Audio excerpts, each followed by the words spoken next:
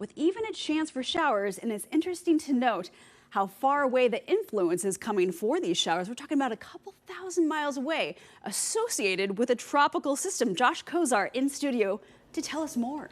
Well, Natasha, yeah, we're going to take a quick little trip down to the Pacific Ocean just offshore of Mexico. This is the GOES 16 satellite view. This right here is a developing tropical storm. It's over some significantly warm waters right now, and this is a bit of a rarity for us to see start to develop. Right now, wind speeds at about 40 miles per hour, but as it continues to track its way up to the north and west, you'll notice it moves over this pocket of warm water near the surface. That's where it's going to grow, strengthen in intensity and in size, nearing a major hurricane category. By the time we get into Saturday and Sunday, we're talking about hurricane wind speeds of about 120 miles per hour with a Category 3 storm. This is a very unusual sight to see. As it continues to track its way up to the north, it starts to move into these cooler waters.